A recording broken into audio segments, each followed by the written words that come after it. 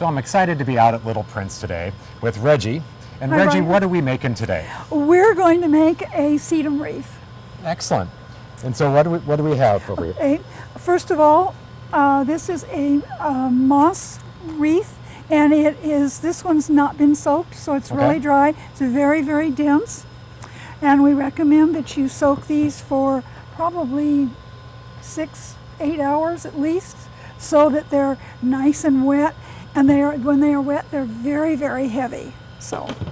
And so it also probably makes it a little bit easier to poke the holes and It put the does, plants because in. you really can't get the holes poked into this dry wreath. Okay. And what is a good way of, if people are at home, a way that they can poke the holes into these wreaths? You can use a screwdriver, Yep. or maybe if you have some nice long pointed clippers, you can dig in there and kind of scooch around.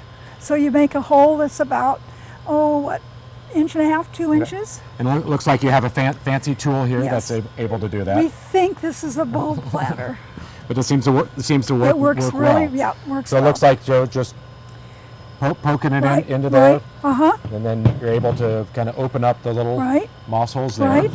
So, and then all you do is you take a sedum, you push it in really good and tight, and make sure that the moss is snugged around it.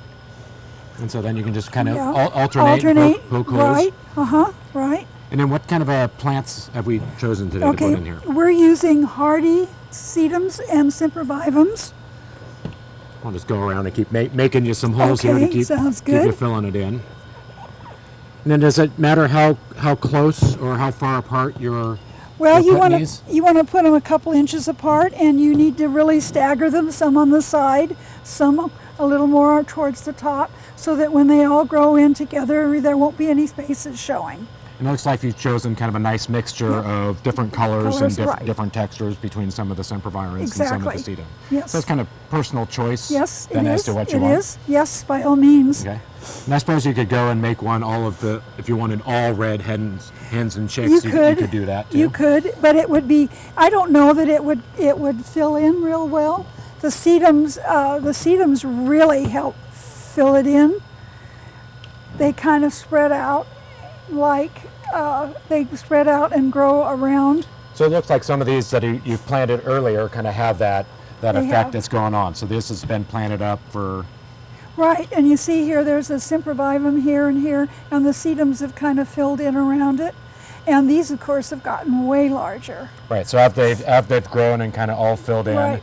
And then what kind of care does this take? I would suggest that you soak it in either a bucket or a big pan at least once a week, Okay. really, really well. Or the other thing you can do is, and I have just flipped it over on its top, and then just taken my hose and just watered really, really heavily. And do this 2 or 3 times if you don't have some place to really soak it in. Because it acts like a big sponge, right? It Where does. you want it to soak up that It does, moisture. yeah. And And get if you wet. do it really well, even in the warmest weather, it'll probably only need to be done once a week. Okay. And then as far as displaying these, it looks like these come on the back with a little hanger. They can either be hung like this, or they have feet on here so that you can set it on a table. And the other good thing about these feet is it's really nice because if you have a wood-sided house, the moisture won't be flat up against the wood. And it looks like some of these some of the sedums are starting to grow and hang down. Yeah. Is that something that can be pruned and trimmed? Absolutely, absolutely. It will probably make it look a lot neater if you keep it trimmed. And some of the sempervivums, when they start throwing their little chicks, those really can be cut off also. Cut up, or if they could let them grow and pin them in. You can pin it in. You could probably pin this in with something, and it would root right into the moss. And then where, if somebody wanted to do this at home, where would they be able to find these kind of supplies?